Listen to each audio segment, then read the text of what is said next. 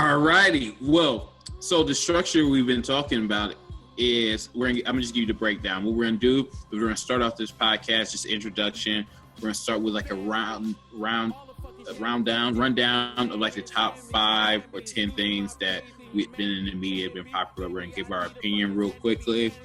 We're gonna run down like who we love this week, who we hate this week, who's winning this week in our eyes, different gadgets, movies that we like that's popular for this week. We're gonna tackle one meaty subject for a little bit, give your final thoughts, and get some ending knowledge, and we're gonna get the fuck up out of here. And hopefully, you guys get back to your lives. Yeah. So let's ramble the fuck on. Show man, like we upgrade your fucking prom band. Oh man, see if we fucking saw, man. All right, man. We are live, Leased Minds podcast. I actually feel kind of excited about this podcast because we finally are getting some growth and some structure to what we're putting out there.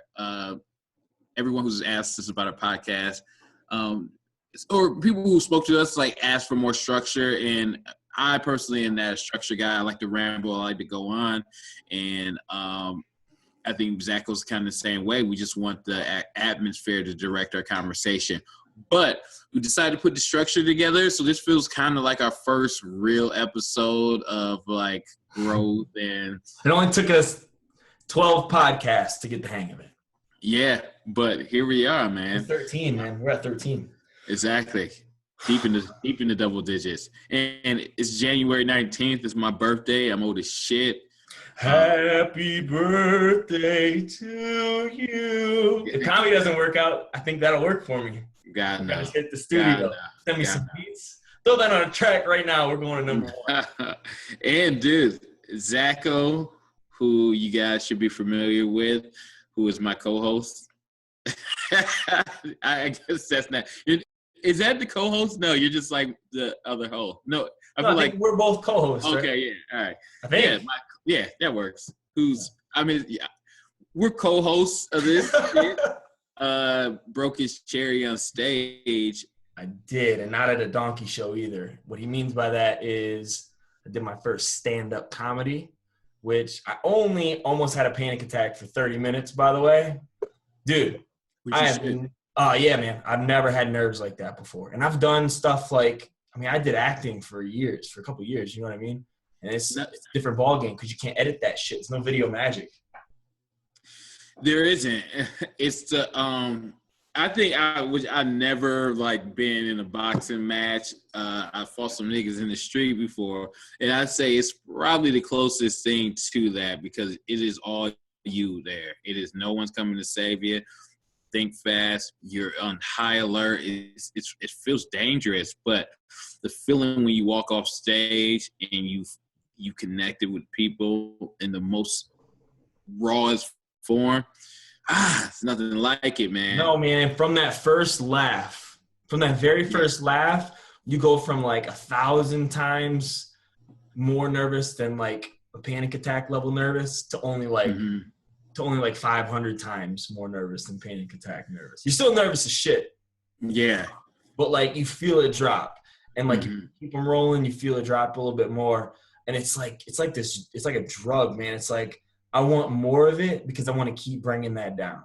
And I feel like the only medicine for that is more repetitions, more stage time, more laughs. And like I know that. Like I know I'm still nervous as shit. And I know I'll probably always be nervous as shit, but I feel like that comes down. It's never just gonna be walking on stage like no one's there. But I think the only way to alleviate those nerves and to get better at it, it's the same thing as everything. It's the same thing as everything, man. It's repetitions. There's people I go on stage with, I know for a fact, I would never look at them and be like, that dude's got the nuts to go on stage and do that. You know what I mean? But they do. Yeah. But they absolutely do. It is. My first time going on stage, I didn't sleep that night. I was so high. Afterward, I could not sleep. I was so amped. I was so excited that I connected with these people and that like they thought it was funny and they thought that I was in the shit that I was thinking in my head. They laughed at, which means they could at least connect the dots to be like, this shit is he's crazy, but it's funny. And I could not sleep, man. So you want to hear a funny story? Yeah. That night, well, you remember I talked to you on Tuesday, and I did my stand-up Monday. That night, I actually had to call Kayla and have her come to my house at like 2:30 in the morning. Mm-hmm. I was literally having a panic attack. My heart was beating through. I mean, I had a text. I'll screenshot the text and send you. My heart was beating through my chest. I threw up. Mm-hmm. And then, I don't know. I thought I had food. This is after you performed? Yes. Yeah, I threw up. Oh, I threw up. Yeah, dude, my heart was pounding through I was sick the whole next day. Mm-hmm. I don't know if she says it's like the symptoms of like food poisoning, but like I've got a pretty structured diet. Like I didn't eat anything crazy like that day. But I know like even after I got off stage, I was just like, everything was so weird, man. My heart was pounding through my chest. It's like you said. It's just like you said. It's actually perfect. I never thought of that analogy. It's like you're getting into a fight. You know what I mean? Yeah, it is. So, it's wild. I love it though. I do too, man. And you look good on stage, man. I can see. I've always had an eye for talent, and I can see when someone's on stage, and I'm like, they just don't have it. And I can see someone who's just like on stage, and like they just don't need to be there. They're there, but it doesn't look like any. I can, even if they spent time and time after, I think they would hit a ceiling where it would just be like, I don't want to see this anymore. Yeah. You don't have that. You have this element to you, like, oh, like this can get really good. This could be something. This could be special. And if he has the discipline to continue to do this and like make it through the bombings and shit like that, because the bombings will happen. I killed my first 2 sets up there, and then I went to other places that I weren't comfortable with, and I fucking bombed. And so, if I from watching your set, I was like, if this guy can get through those and keep doing this and keep getting out there and keep growing, oh man, he can be really good, man. I appreciate that. Looks like it's home. Compliments for me on your birthday. Is it my birthday? Yeah, I just speak the truth, man. I appreciate that. All right, well, yeah, like Chris was saying, man, I'm pumped about episode 13. We finally got some fucking structure. So we're gonna run you guys down a few things. You'll see a few things changing, not only through the podcast, but also on the website. If you go to that www.leasedminds.tv, there's going to be some more structure there as well. The videos are going to be posted. Our new category, which is actually, we've actually been getting a lot of positive reviews on that, on living novels. It's just kind of video stories through other people that are living, different lives from what you would consider the norm, that we can learn a lot of valuable lessons from, that are doing things outside the box. So we're excited about that. And again, if you want to email us to get on living novels, let us know. But other than that, without further ado, Chris, lead us off for hours. All right. So for the rundown, this is kind of like, you guys watch Partner Interruption where they give like a list of shit down the side. We're going to do that same, but you're not going to get that list. You're just going to have to imagine this shit. Yeah, millennials is lazy as shit. You need to use your imagination. Yeah, so, if anybody out there that's good with CGI, man, hit us up, because it's hard enough learning how to work this website. Okay, so I'll start it off with our first topic. How long do we want to give these topics? Like a minute? Couple minutes. We won't ramble on. Give your opinion. I'll give my opinion. So agree for a second, and then we'll keep it moving. All right. So first subject is Black entertainers visiting Trump. Your thoughts? I get to go first on this topic. I mean, I will go first, but yeah, it's. Let me go first. I'll go first. I put this one. I'll go first. Black entertainer visiting Trump.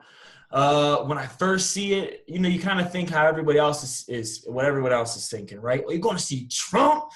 Oh, you traitor, mother! You know what I mean? But then when you think about it, what's the ladies? So there was 2 people that I wanted to bring up, and I honestly, I'm having a complete lapse in memory here. What's the lady's name who was going to entertain, but then she backed out because of death threats? Oh, I forget her name, but okay. I know who you're talking about. Well, look it up. There was a performer. She was going to perform at the inauguration. She got a bunch of death threats, and she backed out. And then the second girl that I wanted to talk about was the performer who is going to still perform. Do you remember her name? No. Okay, she's still going to perform. I'll put that in the title down below if you want to click on this portion of the video. But Jennifer Holliday is the one who canceled. Okay, so Jennifer Holliday is the one who canceled. So she was getting a bunch of death threats, and she bowed out. Trump can go fuck himself. I'm not doing it. My career is more important. And if you can pull up the girl who is, she tweeted about how she wants to be the bridge between the black community and the Trump administration, or I think where she was getting was just kind of be the bridge between the black community and politics in general, like like his cabinet picks and stuff like that. Mm-hmm. Can you find that information? I'm looking right now.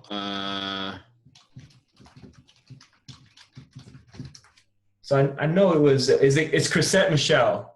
So Chrisette Michele, which, to be honest, I don't know who the fuck she is. Yeah. But then again, when it comes to pop culture, dude, like I thought Danny Glover was Donald Glover's dad. So yeah. I don't know who Chrisette Michele is. So kill me if you want, but I still think I can have an opinion on this matter. So she's defending her position for performing at the inauguration. She says, I want to be the bridge between this community, the black community, and the political party and Trump's cabinet. And no matter what you think about it, which I think she was leading to the fact that maybe she didn't even vote for him. No matter what you think about it, we still need to have open communication. There still needs to be a bridge for communication and ability for us to communicate and move forward, or everything's just going to always be at ends. My two thoughts on it. At first, like I said, completely negative. After reading her note in her defense, I kind of get it. I get it from her perspective, and I know it's a cop-out answer. I get it from her perspective, but I also get it from someone else's perspective because I thought that initially as well. Basically, I get the fact that she still needs to keep open lines of communication, and she feels that if the black community completely abandons ship and jumps off the political bandwagon or staying up on current events or continuing to push Democratic agenda or liberal agenda, then it's going to get even worse is really what I think she was trying to say. So from that perspective, I get it. So I would have to give her she's getting a thumbs up from me. I think it was bold and brave. And another thing is I just like when people do what they feel like doing and what they feel is in their heart, as long as they can defend it with some sort of credibility. I'm all for it. Yes, I can see that perspective, and I can agree with her. I can respect her decision to perform and still not agree with it and not feel that it would be something I would choose. Right. I personally wouldn't have nothing to do with it. Here's why. Because it would have been different if Trump actually was taking steps to do what he said he would do, and that's drain the swamp. It's like get all these these sleazy politicians out of it. But he's just putting this. I mean, everybody who he's putting in place, from his vice president, from and everyone in his different cabinet, are just like the same old shit. And it's like, I don't trust these people. They don't represent me. I don't like where it's going. I'm not going to participate with it. And I would, as a performance, and as anything to do with Trump initially, I'm holding off because I don't like what he's done thus far. I didn't like how he represented his campaign, and I don't want to stand next to that because if that's any representation of how the rest of his presidency is going to go, I don't want the history books to mark down like, yo, like, and this is who performed here. Yeah. And on the second note of the other black entertainers visiting Trump, I must echo T.I. I must echo. Ooh, I didn't even bring that up, but yeah, I'm with you on this one. I must echo Michael Eric Dyson, who was on the Breakfast Club. Great interview to check out. That I think Trump is a master manipulator. I think that if he wanted real dialogue about the black community and about changes, he would have not put those people in his cabinet who have most of them have negative backgrounds with the African American community, with the working class community, I can go on forever on that. And two, these aren't the people who can make changes for the African American communities. These aren't like intellects who can like give Trump perspective. These are like we're inflating their opinion because of their celebrity status. Yes, and that's what Trump, like Kanye knows. Kanye it has already emotional issues. Steve Harvey, like he's not the representative of the African American community that can push things forward. He's a smart guy, great comic, love him, big fan of him, but I don't want him to be speaking for the African American community. You got to get some intellectuals there who can already thought about these issues, have a plan, have something they can. This is a show for him.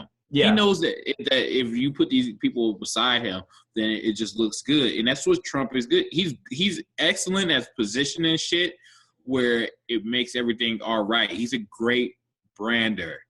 Okay. And that's what he's doing, and he's using these people as tools, and I'm not buying it because it's fuckery. All right, so in closing, we'll close out this topic. In closing, 2 questions.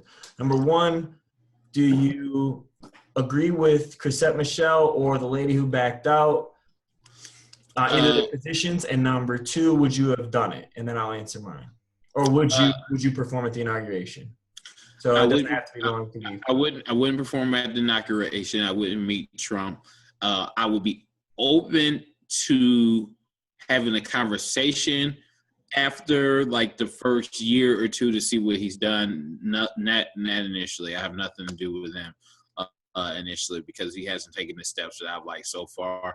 I don't agree with the girl backing. I don't agree with the girl who was about to perform. And if niggas are like, I told you this, the name of my first stand-up special that I want to do. So that's my take of it. If niggas gonna kill me for doing what I want to do, the niggas just gonna have to kill me because I don't take, like, you threaten me on the internet, man. You can bring that shit. I don't care. Like, come bring it. You better execute that shit. I'm not worried about. So you're not agreeing with her having a stance and then switching it because of some internet trolls. Exactly. Yep. Cool. And then what about the other girl? What about Chrisette Michele? I just don't agree with it. I mean, I respect. I'm not gonna. I wouldn't be like, yo, I hate her because of this. I respect her opinion to be different than mine, and you need opinions different than mine. Wouldn't do it. Okay. My position on it, I'm with you. I'm almost with.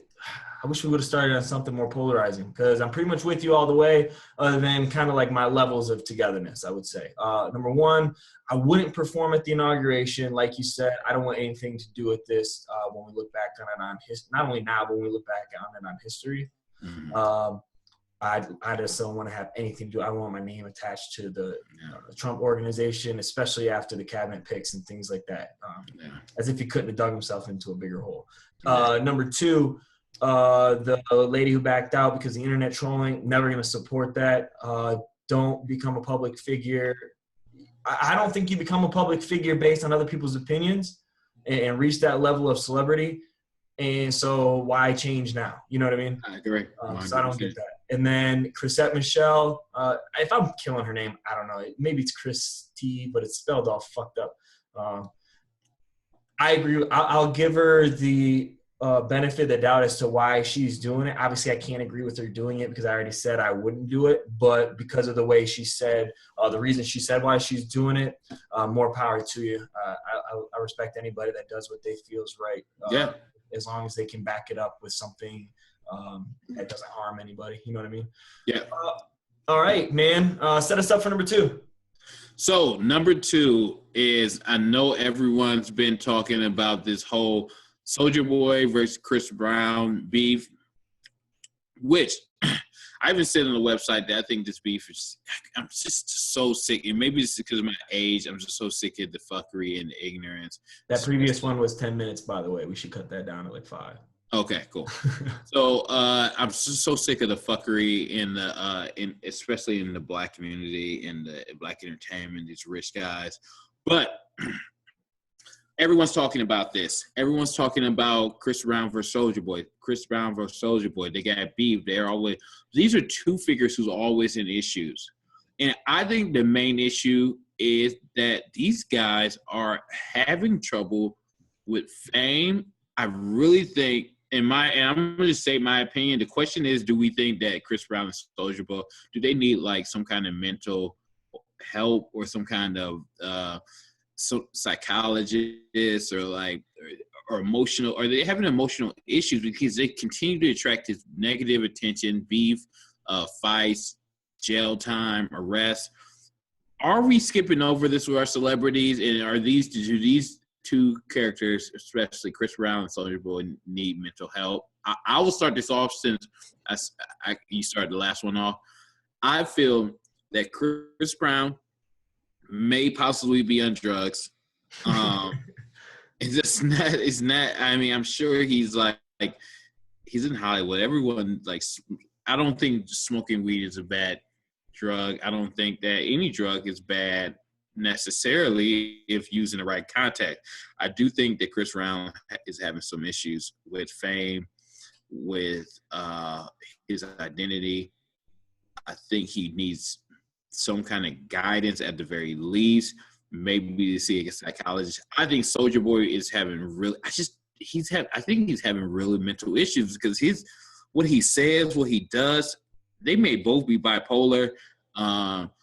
I think these are just two disturbed people that people are giving a break because they're famous and they make music. But I think they really need help.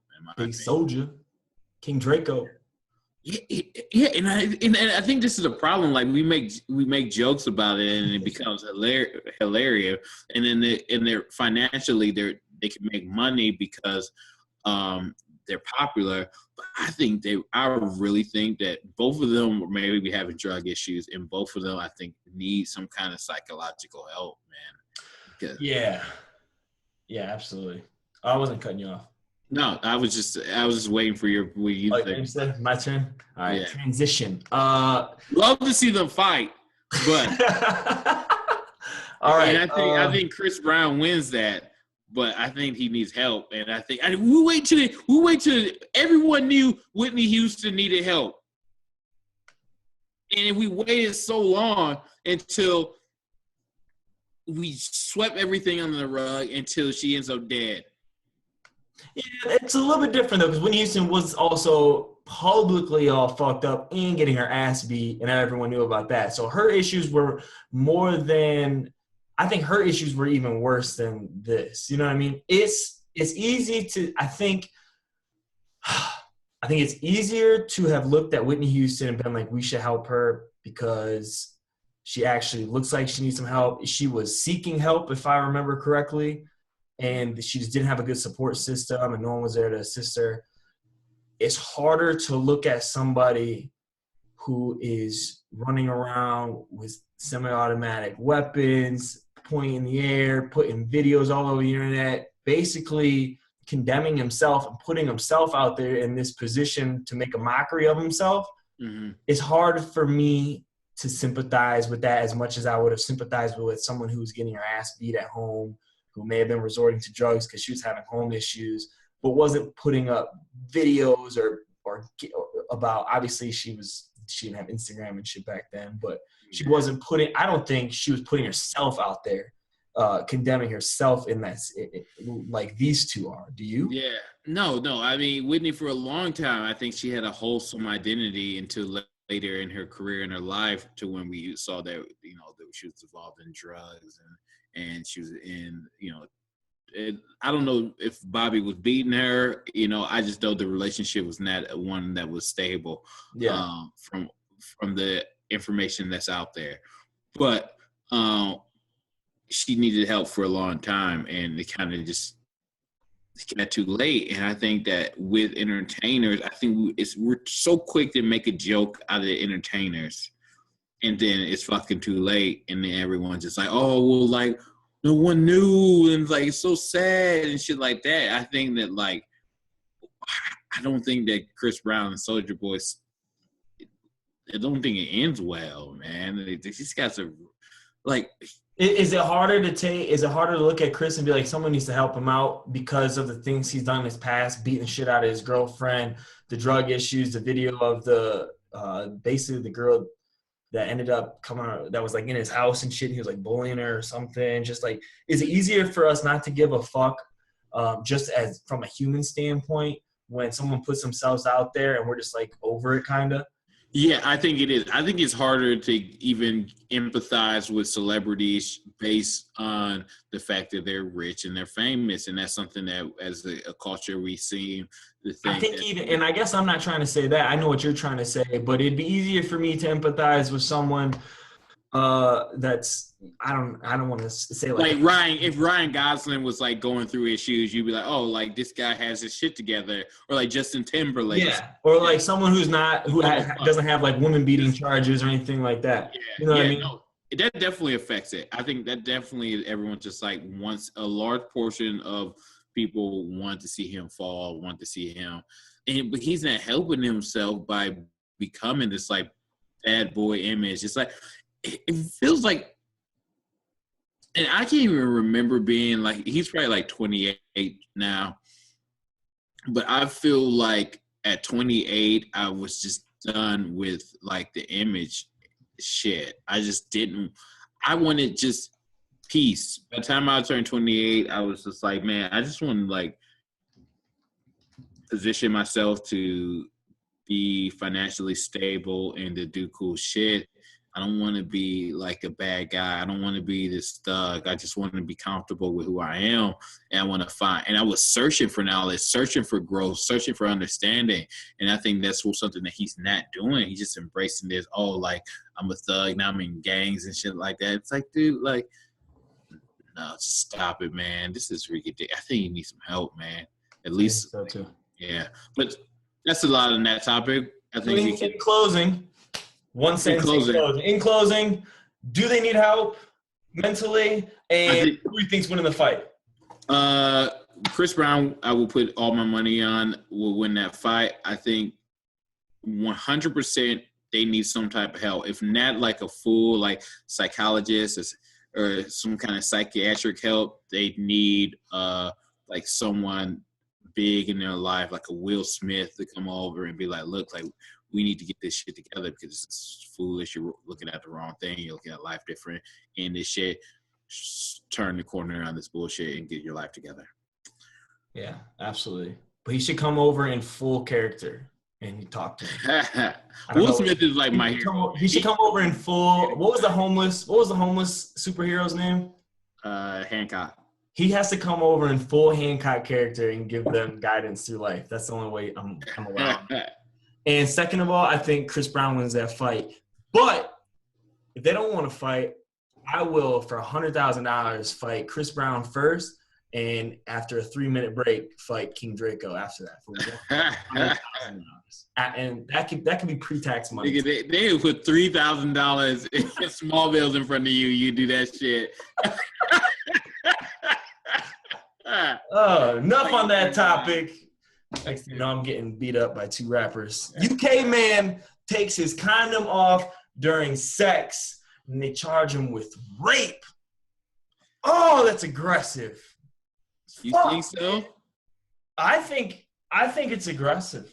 I do. I think it's aggressive. You think it's cool? You think just fucking give it to him, man. He deserves rape for slipping off the condom. He deserves. I think if you intentionally, that's aggressive, but I can see it being like, yo, like this is fucked up. Like kind of slickly, like removing that. And she didn't want this. Okay, she agreed to have sex with him, and she's like, okay, well, like you have to wear a condom. Go get a condom. I'm not doing this without a condom. Mm-hmm. If he takes that condom off, the agreement has changed. Okay, but kind of this whole transaction that occurred here should come with liabilities. Everything comes with liabilities. This is thrown out. This is no longer a handshake agreement. If fucking condom slips off, what happens then? If the condom breaks, and fucking does the whole slinky joint back to the shaft? Yeah, then it's different. That's a whole different. But if you intentionally take it off, then I think that's like rape is hard. Word, I don't like to toss that around, but you at least should be liable. I mean, I agree. Like if I was fucking some chick and like if there was a way she could take the condom off, I feel like I'm protecting myself. I'm being safe. I'm just like, dude, like, no, man, like I'm not with that shit, man. She decided to have sex with him. She wanted to wear a condom. That's her ability to protect herself. I don't agree with him slipping that shit off. If it breaks, it breaks. And here's my thing though, the condom is proven not to 100% protect you from STD. Yes, I agree. But so that consent should be like, I consent and we'll try to protect me from your monster, but you can still get it. You know what I mean? And I agree. I'm not saying it's cool. I'm not going to like dap my boy up for doing it, pulling the condom Houdini. I'm not saying it's cool. I'm just saying, I don't know. But I will tell you this. I don't know if you knew this. I'm reading here. It's actually against the law in UK. Like it's against the law. So it's written somewhere that you can't Houdini the condom or it's a fucking criminal or it's a charge. So I agree. There it is too. Now maybe there should. Now here is one thing. Maybe there should be a different word than like rape at that point. Maybe a different because we may be disagreeing on terminology. Maybe there should be like a different term besides rape for doing something like that. But it should definitely like sexual misconduct or something. Something like that. Where it's like next thing you know, you can't piss on a railroad track or you fucking raping people. You know what I mean? Yeah. Like, you got to distinguish these terms. There should definitely be like if let's say he had the monster and something like that. There should definitely be a different charge, and that's if she wants to follow through with it. Then it's definitely because I feel like it shouldn't be like like. Well, it happened, so fuck this, and he walks off, and he's all it's all Gucci. Like, nah, man, that's misleading. Like, she was protecting herself. Like, you know, the hard thing about it though is how do you prove that? So it says here, experts explain that a jury has to determine he didn't have reasonable belief and consent if the condom was off. So that means she has to prove somehow that she verbally told him that. You know what I mean? Which is like it's murky too. So it's even worse of a situation for the woman. Now she has to prove that, like, one, that he took it off, and he has to be like, yeah, I took it off and it was on purpose. And two, it's like two people, he say, she said that, no, she didn't, she gave me permission to, or no, I didn't. Like, you're dealing with a lot. Crazy. But every rape case starts getting crazy at certain points, doesn't it? We had this conversation in the podcast before. It starts getting crazy. Yeah, I'm just. Yeah. Let's final thoughts. Final thoughts. What do you ask me 2 questions? Final thoughts. Do you think he deserves a rape case? Do you think he's a rapist? 1. And I don't know the second question I should ask. So if you ask me one, you ask yourself the same question. All right. Do I think he deserves rape? I mean, in the law in UK, it's against the law. So I'm assuming since that's such a crazy like law that people out there know it. You know what I mean? Yeah. So like if that was illegal here, it wouldn't just be like, oh fuck, I didn't know that was illegal. You know what I mean? Okay, here's my second question actually. So 1, is she be charged with rape? Second question is, regardless whether it's rape or not rape, like what do you think his punishment should be if he's intentionally doing that, did that shit? I got to go both ways here. So like I think he's got to be punished because it's against the law over there, right? Yeah. But I don't think it should be rape. I think it should be something else because I don't think we need to narrow the focus on what rape really is because it is so it's so fucking awful. You know what I mean? Mm-hmm. It's such an awful offense that we need to really keep that in its own category. You shouldn't be putting 2 people in prison for rape, one that slips his condom off and the other one that grabs a 60-year-old and forces himself onto her in a corner I out. can respect the shit out of that statement. Yeah. So that's my opinion on that. What about you? You actually, in the midst of that conversation, you kind of changed my opinion on it. I agree that that is a different scenario, and there needs to be different degrees of whether it's different terminology we use besides just like, oh, yes, it's rape, or no, it's not rape. It's sexual misconduct. There is different levels. I do think that he committed some form of crime because she didn't consent to that shit. Yeah. Is it a rape? I don't know. It's got to be something, right?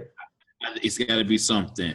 And I think his punishment should be based on the situation. Like, is she all clear on everything? She gets tested. She's Gucci.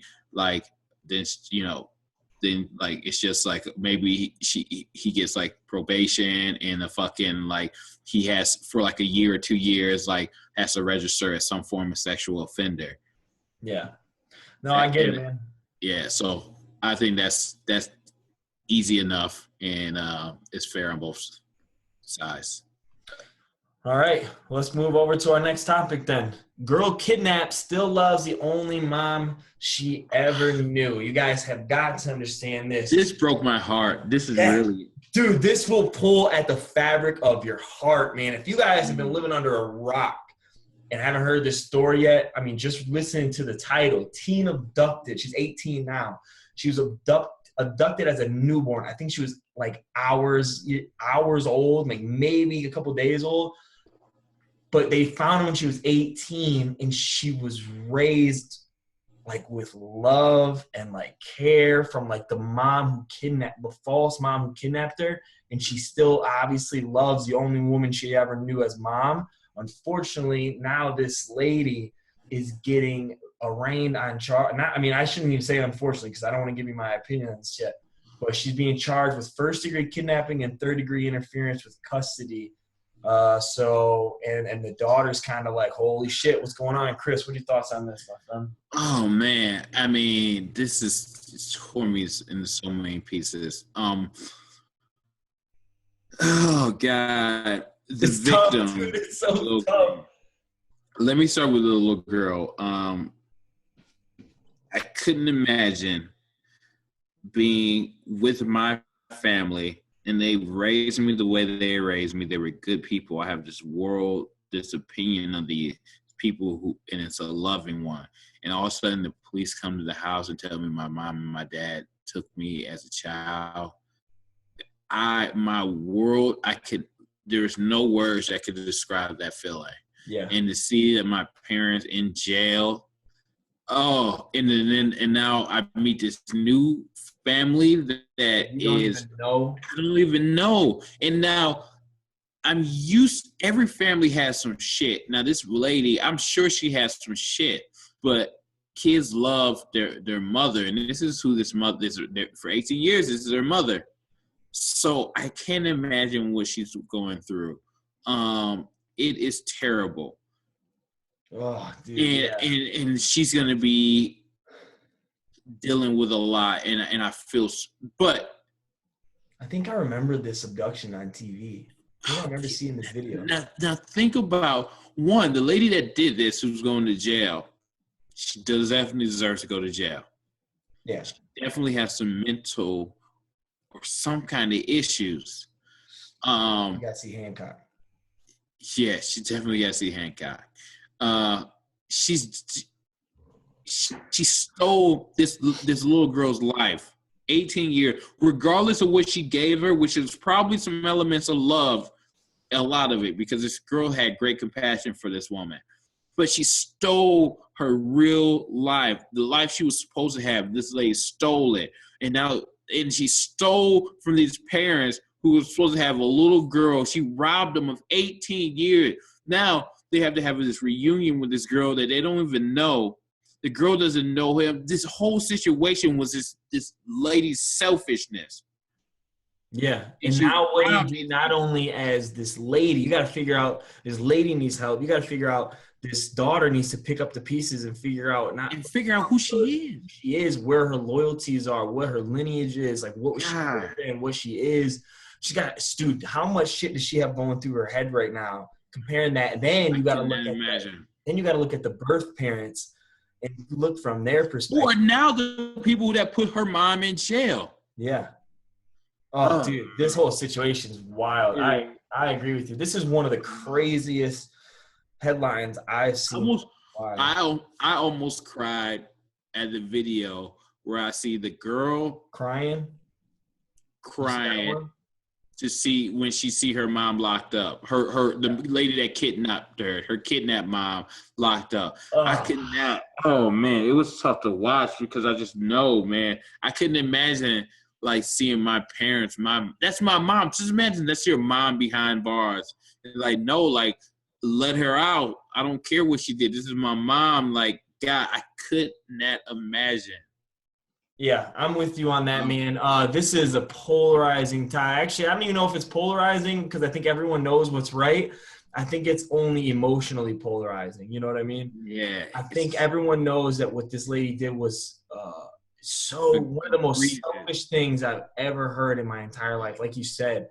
But here's the thing, man. Think about it. This lady goes in the hospital. She's obviously mentally disturbed. She steals this kid. She gets her home and she goes, holy shit, like, I need to take care of this child. Raises her for 18 years. Maybe that was her epiphany. She raises this kid with love. She obviously loves it. Listen to some of these quotes that the little girl said. I feel like I do owe them that, to give them a chance, get to know them. This is about the new parents. I'm not saying they were going to be good parents. I don't know that. I'm saying that at all. But it would have been a different life. When you find out you've got another family out there, I think it's just more love. It's weird and overwhelming. Your whole life you've been known as Alexis. Now people are referring to you as someone else. The thing that hurt the most was seeing her in handcuffs.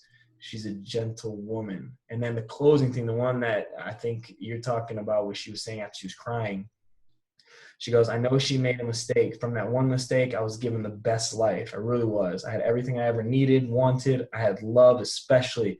I understand what she did was wrong, but don't lock her up and throw away the key. Everything she did was just awful. Ugh. That's tough, man. What are your final thoughts on this one? Close them out. 2 questions. Number 1, obviously, in your opinion, how do you what's the punishment on something like this? A, and B, as the other 2 parents, what do you start? Oh shit, I don't even fucking know. Let's just do one question on this. What should the punishment be for this kind of crime, man? I mean, she deserves the full punishment for kidnapping, probably like 10 to 15 years. She probably never, and she's an older lady, she probably never see the outside. I wish she was younger so she can get out and establish some kind of relationship with this girl and give her some clarification. But she's put this family through a shit ton. I can't imagine. On the other end, if I had a little brother that was taken, or a little sister that was taken at birth, and my parents were put through 18 years of imagining this, some pervert took her. She's ripped these people's heart out, and she stole love. She stole the love of this child because that's not her love. Now, yeah, it's not even as bad as like losing a child to, and not to downplay this at all, but it's not like you lost a child to like a miscarriage or something. Yeah. You know what I mean? You birthed a child. You're sitting in a room, probably the happiest moment of your life with your loved ones, your husband, your family's in the hospital, and in a split second, everything's gone. Yeah. Holy shit. Yeah, so for that alone, she deserves the 15 or so years she gets for the jail sentence, and I wouldn't blink an eye giving her that. It sucks for this girl. As new parents, they're meeting an adult. That's not their child anymore. After 18 years, this is their friend. They have to establish that relationship and be there. I don't know how they do that. And I wouldn't even want to begin to think of how that's going to go. But yeah, I'm with you on that one. Full punishment for kidnapping, whatever that may be. I don't know. Yeah, I'm sure it's like 15. To the judge and the jury, but I think it should be max sentence, at least 18 years. I think she owes back 18 years.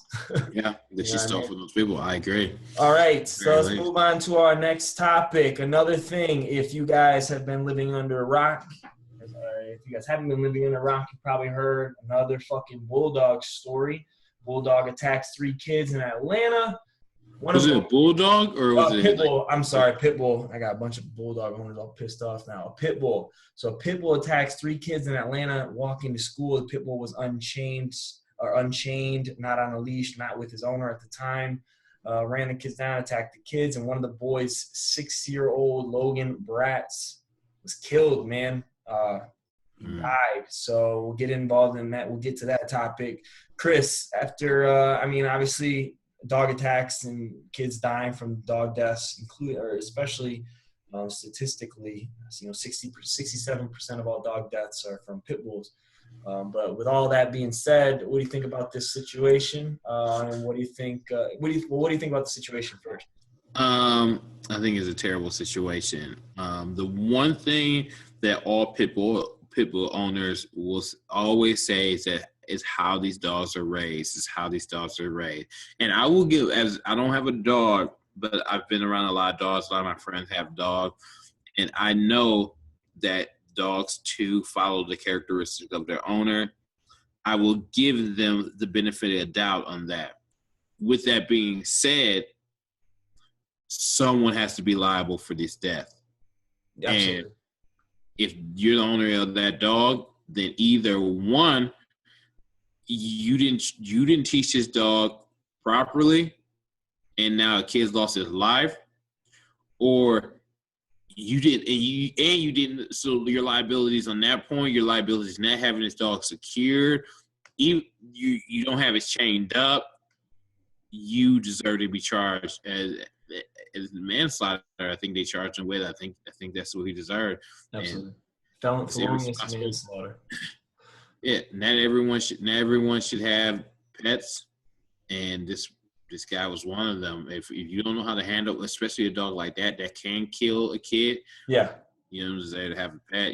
You're liable. You gotta go to jail, dog. I think you hit it perfectly, man, with that last statement. If you don't know how to, I think here's the thing, man. I think people get pets because they're these cute little puppies, and they want them as puppies, or they want them. A lot of people I know have dogs, especially dogs that are considered more vicious or bigger or muscular dogs. You get these dogs as almost like trophy dogs. You know what I mean? Look at my fucking blue pit. Look at my big Neapolitan Mastiff. You know what I mean? It's almost like why dudes with little dicks buy big lifted trucks. You know what I mean? It's like they're missing something. Yeah. They never developed their own shoulders, so their pit bull is gonna have like a big back.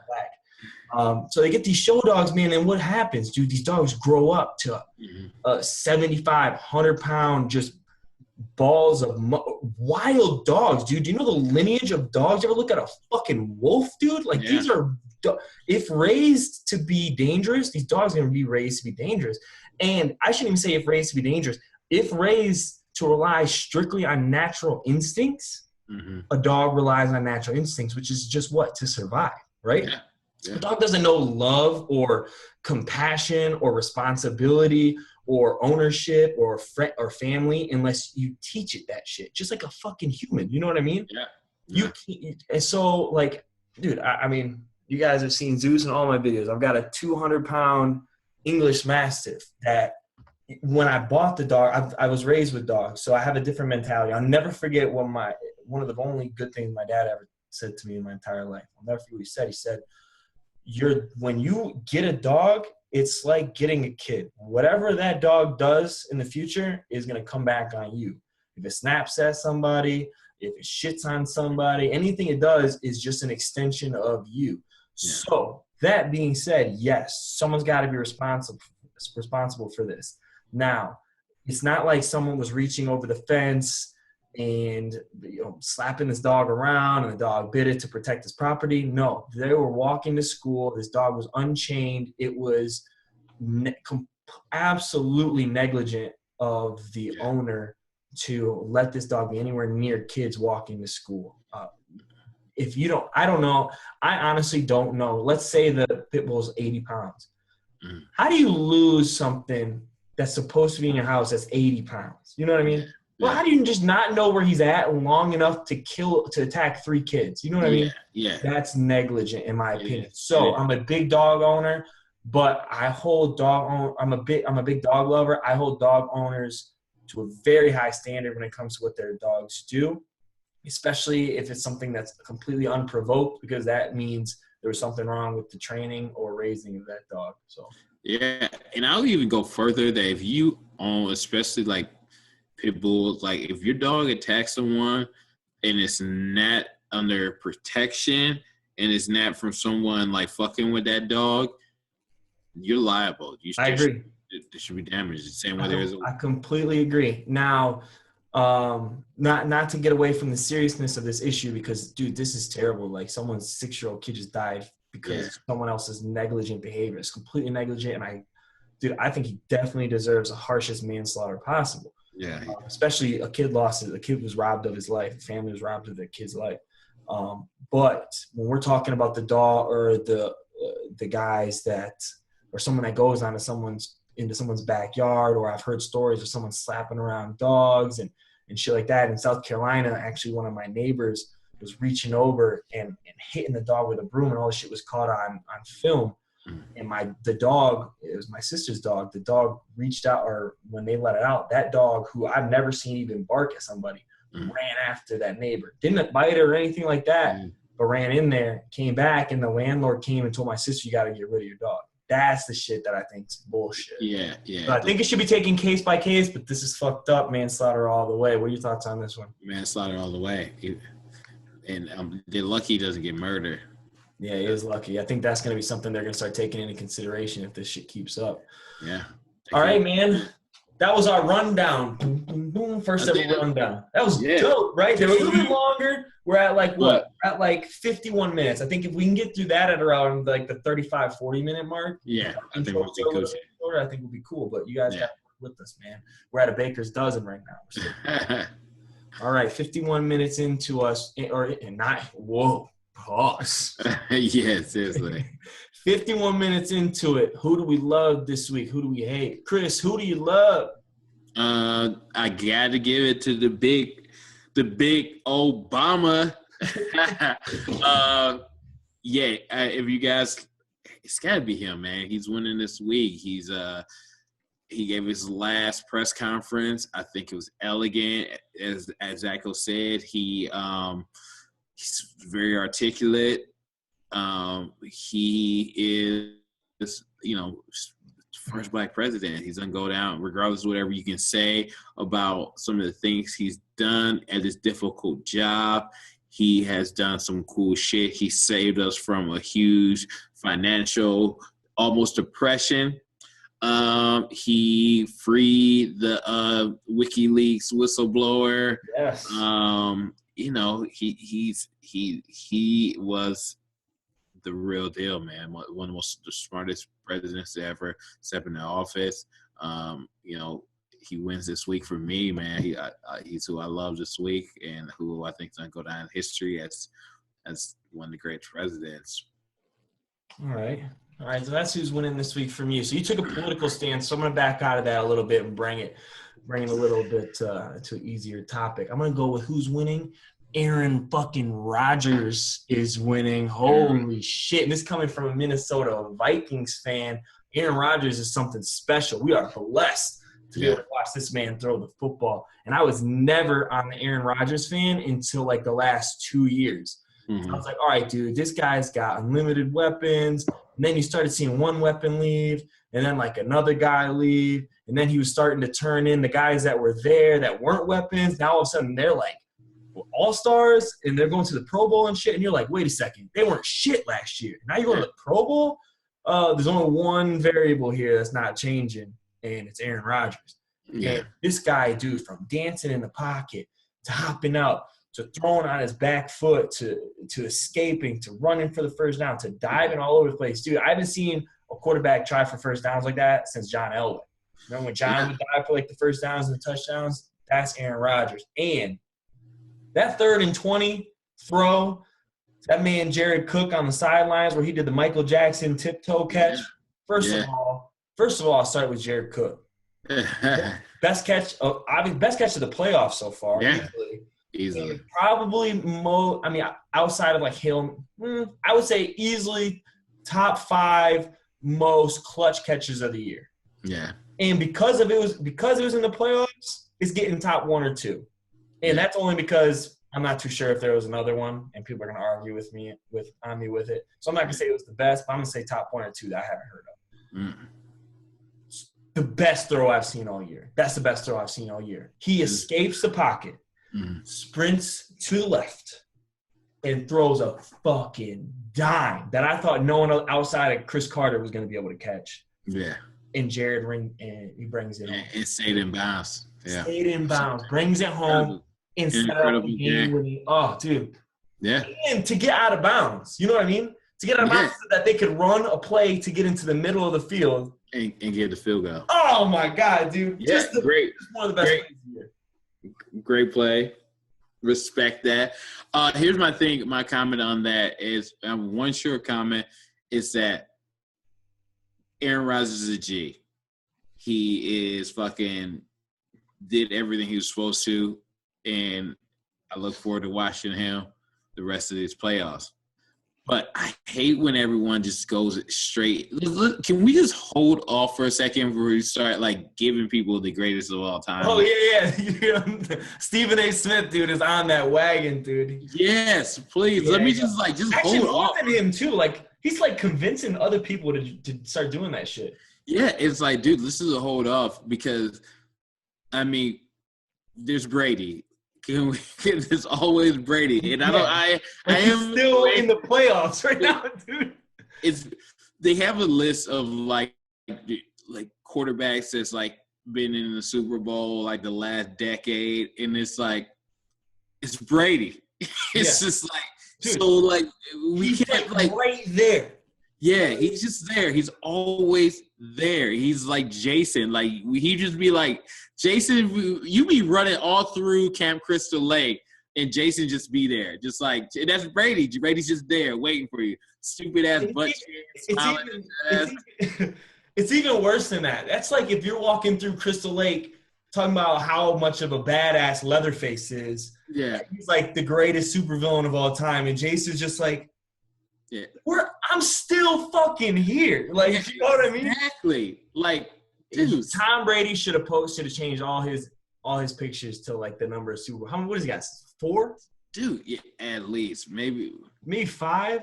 And he still like, regardless of whatever, they had a shitty game against Texas. Like if Texas had a quarterback, Texas maybe win that game. Or Houston maybe win that game. You're not going to get another bag. You're not going to get 2 bad games from Brady and Belichick. Brady's got 4 rings. So Brady's got 4 rings. No big deal. Yeah. Rodgers has 1. So it's like. I know. So, like, don't even fucking – like, when the other guy that has 4 rings is still in the playoffs, don't start this fucking, like, greatest of all time shit. Yeah, it's not like he fell off. Like, he's just not in the playoffs still. Exactly. Just still there. Still there. Still could, like – so, like, here's my thing. If Brady wins the Super Bowl this year, do we look back at Stephen A. and be like – yeah, Steven, shut the fuck up. You should shut the fuck up right now because Rodgers would have to go back to back again in order to just catch up to Brady, and he may not. They may win this year. 4 years. Yeah, and they may just win it this year, and they're not. And look at that team. Yeah. Oh yeah, it's not like who's in that team. Yeah. The Patriots. Yeah. Yeah, no, exactly. Not Aaron Hernandez. I'll tell you who's not on that team. Aaron Hernandez is about to be with that dude. Exactly. Like the condom off. So, like who? Same thing. I think I would take Rodgers' receiving team over Brady's. Like, but I will give Rodgers credit. It's like Jordy Nelson's not playing, and like the line doesn't even move. You know what I mean? It's just like. Yeah, you're still supposed to lose by 5. Yeah, but I think Rodgers definitely he wins this week. Him and Brock, they're on that. Yeah, locked down. All right, man. Well, who do you hate this week, man? Who do I hate to do it to him because I love this brother, but I gotta go with Antonio Brown, man. Okay. Wow. Bro, how can he be losing? He just won a playoff game. Because of that, dude. One, you're in the locker room. Why are you Snapchatting your coach's speech in the locker room? Oh, that wasn't Antonio Brown, was it? Yes, that was Antonio Brown. Oh, I thought that was the running back. No, it was Antonio Brown. It wasn't it wasn't. It was Antonio Brown. Okay, I thought it was okay. Backstory if you guys aren't into sports, whatever. Steelers win. Their top receiver, probably best receiver in the league. Probably the best receiver in the league, and hands down. Like you want him on your fantasy team. Snapchatting while his coach is doing the post-win, post-victory speech, and they're talking shit about the Patriots. He's calling them assholes. He's using all kinds of profanity. In the middle of his speech, he said, "Lay low on social media." Antonio Brown doesn't even like, "Oh fuck, let me turn this off." Just continues doing this. Okay, so the reason why not feeling Antonio Brown is because one, it's almost a D'Angelo Russell thing if you ask me. Like, don't be recording shit while I'm having a private message to my team. I think it's in private. Yeah. Turn that shit off. This is for the team. It's in the locker room. Turn that shit off. Yeah. You're being a bitch. Two, like, why give the Patriots any more motivation? Why give Brady any more? You don't – dude, look at – every time Brady's been, like, upset or shit like that, that dude comes in crazy. Like, the suspension, the deflate gate, he comes back and they play better. Now you put the whole team at a disadvantage because you have Belichick, you have Brady upset, and these are the best people who have been in football. The best combination to be in football since name someone. Yeah. You know? Yeah. Don't do that. And you're being childish. Get off social media. You're not a fucking bitch, dude. It's selfish, right? It's selfish. You're a world-class athlete. You're one of the greatest receivers. Have some respect. Get off of fucking Snapchat. Be a dog. It almost comes off as like high schoolish a little bit. It's super high school. Yeah. Like how much more? Like how much attention do you need right now, dude? You were just in front of millions of people. You know what I mean? 100%. So I got to give him the L this week, man. You're taking selfies, live stuff, and you're on live. So that means all your friends had to fucking hear that notification that came up on your phone. Antonio Brown went live. Like that already would piss me off. That I got to get that off my phone. And you know, you portray your coach. It's a trust thing. If I'm having a conversation with you, hot too. Yeah. If I'm having a conversation with you and you all of a sudden start recording this shit and without me knowing, then like we have a trust issue. And what if someone walks by with their dick out? That's and why do you need that shit right before a playoff game? Like his coach got to be like, yo, I don't trust this guy. He's not responsible throwing the ball, but like. God, like, you know. But let's get that straight. Still fucking throwing the ball, but throwing the ball. But like, I still they're a little in the most important game of one of the most important games of his career. Now you have that slither in a game of inches, in a life of inches. You have that crack of stupidity that you don't need that distraction. And the media, not to add the media on top of it. Yeah, he gets the L from me. How about you? Who gets your L? Who gets your L this week? Ooh, who gets my L is someone I love, man. That's why it sucks. You know who gets the L? Tyron Woodley. Word? Yeah, you hear about his comments? No. Tyron Woodley believes UFC has a golden opportunity to take African-American boxing fans and make them mixed martial arts fans. But he says he believes he's the worst treated champion in the history of sport, and he thinks race has to do with it. So this upset me, and the reason why is because he's not coming off a championship defense where he won the fight. Yeah, so it's a split. It's someone, and he has to refight. So right now he's out marketing his rematch with that Stephen Thompson. Yeah, Wonder Boy. Yeah, Wonder Boy. You didn't even defend your belt. So right now, your thing should be win this match outright and then say whatever the hell you want to say, whenever you want to say it. So right now, it's like you didn't win it. You And politics and MMA aside, you didn't outright beat Stephen Thompson. No matter what you think, no matter who thinks you won, no matter who thinks Stephen Thompson won, one of the best fights of the year. No matter what, you didn't beat him. So my thing is, you got to shut the fuck up. And even if that's how you feel, save those comments. Don't shut the fuck up, Tyron Woodley. Mm-hmm. There's no reason to hear this. That's my fault. But you have to outright defend that title and then come out and say, this is it. This is it. This is it. And the reason I say that, you don't think Conor McGregor knew his demands before coming into that second time he won the belt? You don't think he knew what he was going to want to ask, like UFC? I think he knew. I think he knew he was going to want a piece of the bigger pie. I think he knew all that stuff. Yeah, there was a little pause in the action. I'm going to delete that. But where did I stop off at? I think it was like you don't think Conor McGregor knew his demands is the last thing I heard. Yeah. So I think Conor McGregor knew his demands going into his second title defense when he won the second belt, not the second title defense, when he won his second belt.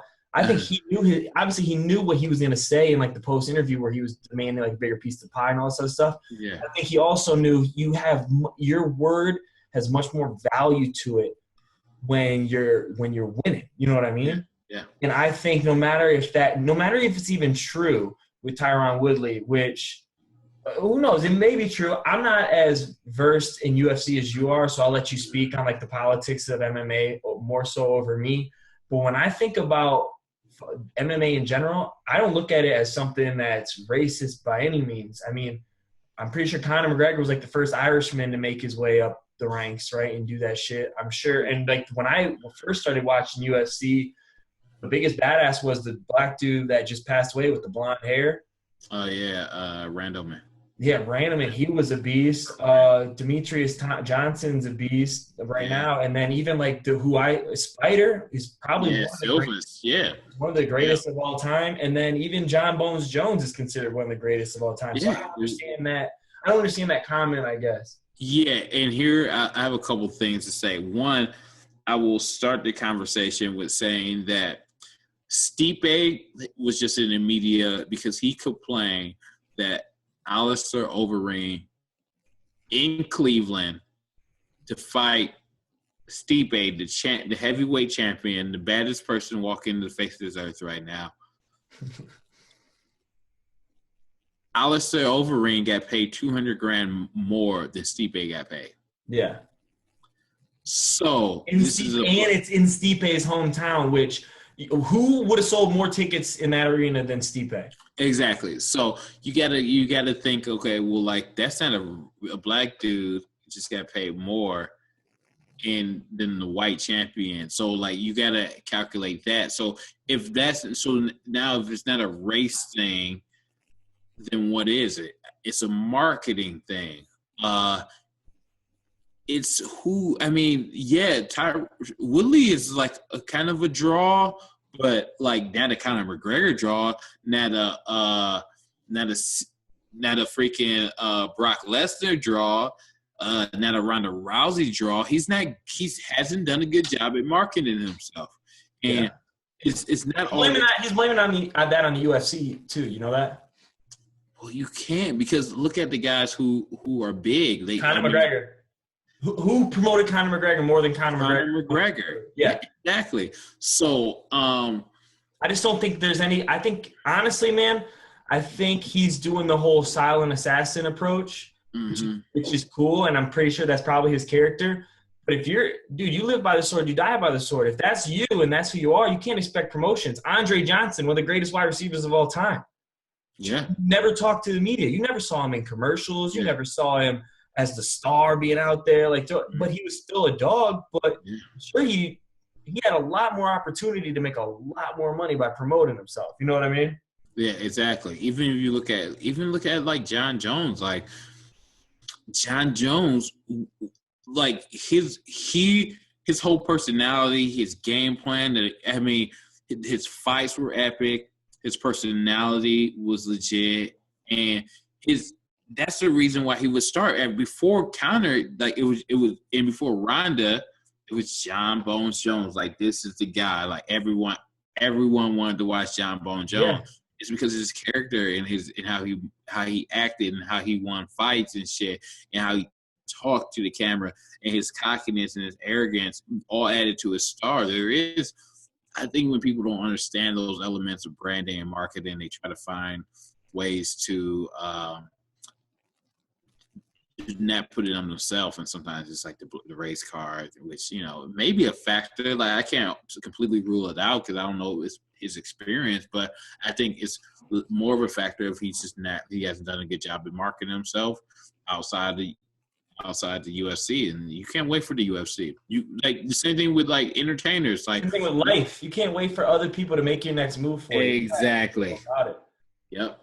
So that's why he gets my loser of the week, man. Which sucks. I love you, dude. Which with him being so close to CT Fletcher, it's like, dude, like CT Fletcher has the fucking equation on how to make yourself popular outside of your, you know, just online. Like, yeah, dude, do it online. Do it yourself. Like, you can. Got a huge following that he could take advantage of, and I thought he was starting to at one point. Yeah, but dog wants to be in the podcast. All right, man. Well, there you go. So those were our winners and losers, man. The next part of our scheduled podcast, which, by the way, I know we're at about the hour and 10 minutes in. We're going to try to keep these closer to around this time for a full-length podcast. Yeah. Which we could possibly even end this and do a part B the next day, or we can just dive right into it. But I say we dive right into it because I think we're on the other side of the fence here. You know what I mean? Yep. I think we're coming down the hill. So let's we'll do one recommendation of the week this week. This portion of the podcast is going to typically be, we're going to do, say, a movie recommendation of the week, a documentary recommendation of the week, maybe 2 or 3 recommendations. But right now, what I'm going to recommend for you guys, and I'm going to keep it brief, obviously, check into everything going on in virtual reality, dude. Like, if you guys are electronics or gadget freaks by any stretch of the imagination, check out VR. Check out what's called the Oculus Rift. Dude, there's some cool shit going on. Like, it blows my mind how fast technology, especially like consumer electronics, advance behind the scenes, and we don't see it until it's like market ready. You know what I mean? Mm-hmm. And then it's just like, holy shit. Like, I know they were doing this shit, but I didn't know how advanced it was. Like, it blows my mind. And they've been hooking people's sensors or people's like, I don't know what they're like, brain sensors or whatever tells you like your positioning and your stability and shit. They've been hooking that up to people while they're actually hooked up to these virtual reality simulations. And it's like mimicking exactly how a person would experience it, or close to exactly how a person would experience height and falling and things like that in like a real world. So it's like, dude, you want to talk next level of watching a football game, the next level of watching sports or fighting, or next level gaming or anything like that, check into virtual reality, man, because the next 10 years are going to be weird. Yeah. Oculus Rift. That's my recommendation. Check out VR. I honestly don't have any tech or gadget recommendations. I do have a couple things that I've currently watched on Netflix that I thought were beneficial and I think people should check out. I'll go through 2. One is the first season on Netflix of the OA. And my buddy Jatan said, like, he didn't like it. Oh, actually, 3 things. Watch the OA. I think that for people who are on the same wavelength as us, who think that there's more to life than what we've been sold, there is a different perspective. There's a different outlook that a lot of people are overlooking. The OA totally combines that sentiment with like a great adventure, great story, great writing. I was hooked. Please watch that. And before you watch that, watch Black Mirror on Netflix. We've been hearing about that, dude. What's that about? Oh, it's like, and I think I spoke about it on the podcast a couple of times, and it's going to be my recommendation always. It is like a sci-fi, tech savvy, Twilight Zone. It's the best way I could. Each episode is like 1 hour or more. New concept, a movie. Watch from episode 1, season 1. It is. I started watching the first episode, and there was a demand where this dude had to fuck a pig, and I turned it off. Dude, you just have to watch it. the first episode, someone told me about it, and I just just clicked it, whatever was popped up, and it was like it was like, I think like the last season, like season like 3 or 4, the first episode of it, and I was like, I turned it off immediately. Like, fuck this. And then I was like bored at home. And I was just like, all right, well, I'm going to give it a try. I think I started off with the wrong episode, so I'm going to start from the beginning. I watched it. I have not seen anything written better, probably besides anything that I can compare to it, like writing-wise. Like, I think it's on the same as like Narcos and The Wire. Dude, it's just each episode's creatively, there's nothing else out there. Like, it's just, please watch that. Lastly, is I watched Neal Brennan stand-up, which, if you guys don't know who Neal Brennan is, he is one of the co-founders of the Chappelle Show. And he is a producer, writer. He was co-producer of Half Baked. He's a big guy out there. I watched his stand-up special, and I thought it wasn't that funny-wise. I give it a 4 or 5.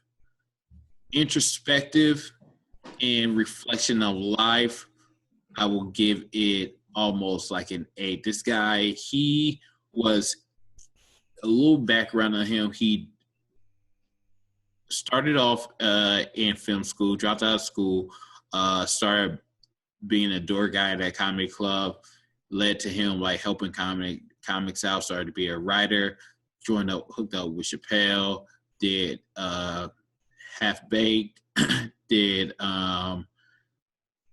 the Chappelle Show, made a lot of money, became a badass, and then Chappelle Show's over, he doesn't know what to do. He decided to start doing stand-up comedy. Went from that to doing open mics, signing on the list, same place where me and Zako are at, and already established. And he went through all that and decided to do stand-up. And finally, this is like one of his big specials on Netflix. He talks about his life, talks about all the shit that he's done, talked about his depression, talks about he just goes into all his life, and it's really interesting. If you like stand-up, or you just like hearing people's story, I think it's worth a watch, man, just to get some perspective on people's journey and what people deal with. And a guy like that who's like clinically depressed and fighting his battles and doing what he fears, but still doing what he loves and finding his way, I can respect it, because me and Zako, we do what we're afraid of, which is why we get on that stage. And I thought it was a good thing. And hopefully, Black women. Huh? But yeah, no, check it out. Yeah, those are my 3. Those are awesome, man. I got those written down. I'm gonna check those out myself. Yeah. All right. Well, that's our recommendations of the week. You can probably kind of tell who's the nerd here and who's up to date on. But the next topic we would get in, I'm gonna choose to let's just touch on it, just to kind of explain. Like, this is more gonna be a meatier portion of our podcast. We're gonna try to get through the previous ones a little bit faster to try to spend 20 minutes on this one. But the topic to tackle, NFL teams are moving. So as you guys are probably familiar with, or if you're not, the Raiders uprooting from Oakland and moving to Las Vegas. It's going to be the Vegas Raiders. Which is a dope name for me, and I love saying that. It's just a lot of fun. How much does the environment affect them, man? Like, what does home field advantage? Does being in Las Vegas help them? Does it hurt them? What does it do for the community? and what does it do for the fan base? Yeah, so here's my thoughts on it. And I have a big problem with first of all, I have to like start this off with like I hate the fact that these teams relocate and then based on like usually whatever the city and the people tax-wise are going to pay and help them build a stadium, but it's questionable about what the return on the investment is for the actual people who are paying taxes for these big ass NFL stadiums. So I actually like the Raiders going to Las Vegas just for the fact that I think it'd be cool for Las Vegas to have a sports team. I do think environment's important. And this is as a Cleveland guy because I see the Browns lose year after year after year. And sometimes I've seen the Ravens leave and have become champions with the same team that was losing year after year as the Cleveland Browns. I think there is an element, there's an aura around the city that sometimes it can make it difficult to get past that and get shit together. I think other teams come to Cleveland and other cities like that with more confidence. I think so too. Yeah, I think so, man. And I think it affects the confidence of the team once you put on that jersey and you're in that town. You're just like, oh, well, like this is like losing city. This is like you have that stigma. LeBron kind of broke that curse for us and brought a new energy to the city that it continues to vibrate throughout the community. And I think that's important. I've been to San Diego, and I don't know how I can motivate myself to do shit out there. I can find it. I think hopefully I would. But the same thing, when I go back to Cleveland, it's hard for me to motivate myself to do. I just want to lounge around and shit sometimes. Yeah. I don't know why that is, why I'm plagued like that. And maybe it's just something that's like psychologically wrong with me. But I think in LA, there's a different, like going to New York, like you can't suck in New York for too long, or this is like the demand to be good in New York, although the Knicks hurdle that each year. But there's a demand, there's an expectation that I feel like can support a team and make them better. So, yeah, I think environment's important. I don't like teams moving and hopping around. They screw that city, and they screw the people that have been supporting them. I think that teams can do better in a different climate, in a different fan base. They can attract more talent. I think a lot of success comes about who you're surrounding yourself with on a personal level. And what motivations you have. I think Vegas may be a more distraction for the Raiders than it is a positive thing, though. What's your thoughts on it? I kind of rambled. But. No, my thoughts on it would be the same, man. It's I don't like how the bottom line looks initially. Like, what's the ROI on such a ridiculous – I don't know exactly what the dollar amount was on that move over there to Vegas. Mm-hmm. I know it was substantial. What's the ROI for the team you're going into? And obviously it's better for the owner, or the owner would just stay his ass in Oakland. Exactly. So I don't like it from that point. I don't like it because then there's a shift in – obviously I don't like it for the fans because I think there's it becomes a polarizing topic. Is there a responsibility to become a fan of that team still that moves to Vegas? Do you got to find your own new team and stuff like that?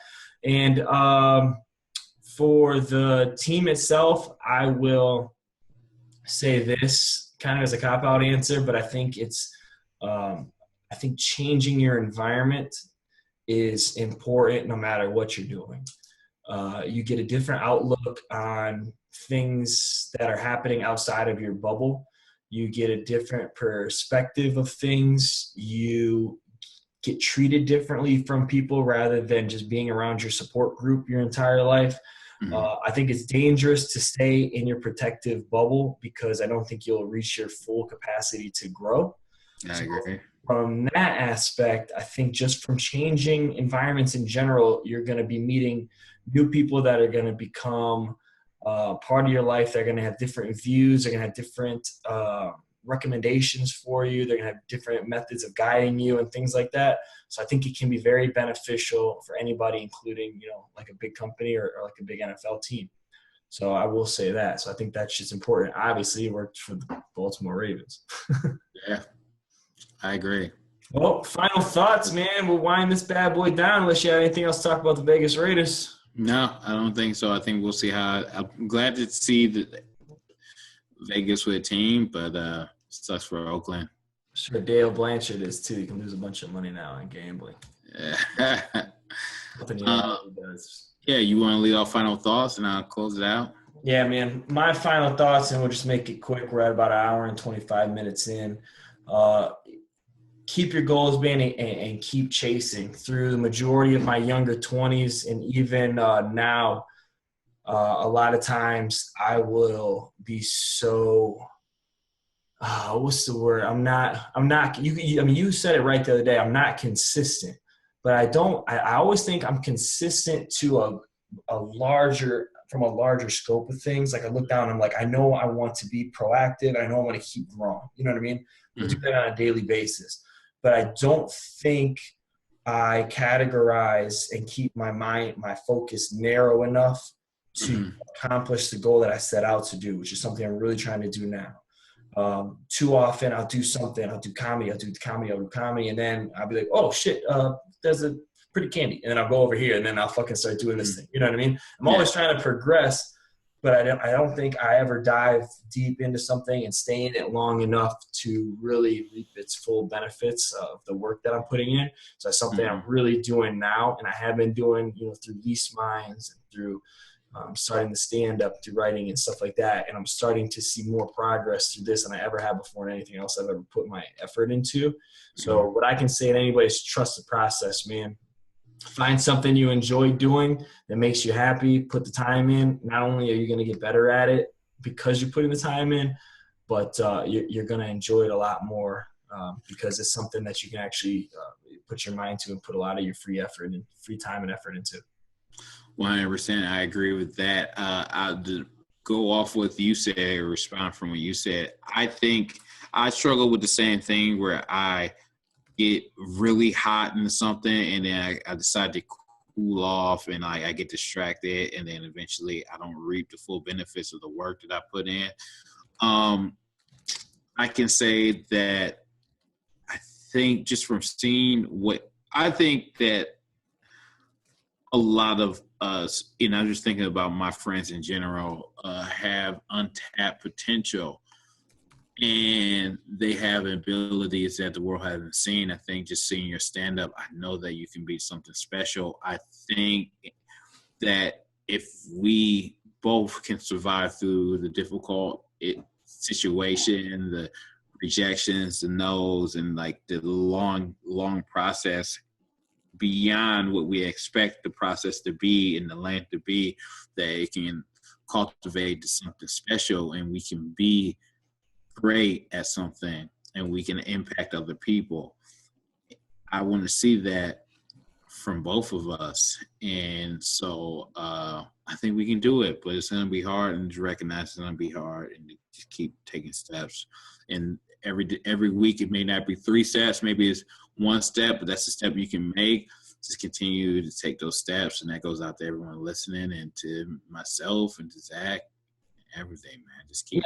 I think it's important not to lose faith in what you're doing just because 1 week may be a little less productive than the previous week. Sometimes that'll get to me. I'll be like, damn, man, am I just like not into this as much as I thought I was? Which I don't think is the true case. I think sometimes life does happen. But I think as long as you continue to keep attempting to move forward, and like you said, you may do 3 sets 1 week and 1 set the next week, but as long as you're still grinding and your mind is still on your goals and you're still actually actively working on it, you can stay focused and you can untap your potential, man. So final thoughts, keep momentum, Stay focused, trust the process, and untap your potential. Anything else? Do it when you don't feel like doing it. Like, feel like the people who win do it when they're like, fuck, I don't feel like doing this, but they still get up and do it, just like the gym. Yeah, we posted a lot of articles about time management and how to become like a early morning riser. So if you guys are ever looking for motivation, Chris always posts a Monday motivation page. It's just got a bunch of motivational Monday videos and cool quotes and things like that. I know I look forward to waking up on Mondays and checking that out. But other than that, I would say, man, 75% of everything we post is someone doing something and how they're doing it. Yeah. It's interesting for any of you go-getters out there, anybody that's creative, anybody that's trying to create something or do something outside of what society's telling you need to do. The site's got a lot of cool information for you guys that we update 8 or 9 times a day. So check it out. 100%. Yeah, and my closing note is based on my life. Like in the last, like I say, week or so, I've been, really getting more spiritual, praying more, reflecting more. I was raised Christian, so like I've been like listening to preachers and so forth, and I found a peace in my everyday life from realizing that like there's something bigger out there. And I'm not saying for people to be like, go be super religious or go be spiritual or be what. I'm just saying, find something bigger than you. Find something that is bigger than your job, that's bigger than what is important to your immediate interest. Find something that is true and that involves more people. Share more, give more, smile more, take invested interest. When you have that conversation with someone, and this is what also I've been trying to do, I really want to understand, like, hey, how you doing? How's your day? Are you okay?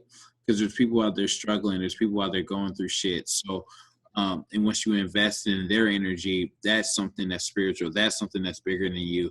And I think what we've been searching for as people is peace and lowering our anxiety, lowering our depression. And I think that's how we find it, by just like really being that element of other people's lives, to be like, yo, like, are you okay? How's your day doing? And really meaning it and really taking an interest, even if it's the guy that's checking you out at the grocery store or it's the guy you ran into at the post office. Invest in those people, invest in something bigger. Find yourself, you'll find some peace. So that's it. That's it, man. That's a good way to close this out. I've got nothing else. I got nothing else. Myself a shower because I smell like and I gotta figure out this health insurance situation. Cocksuckers. Cocksucking motherfuckers. That's how I'm ending it. All right, well, I'll end it by just saying, hey, bye. My crew, my niggas, my family, now living your fantasy world. Girl, Instagram pearl, piece of fucking shit.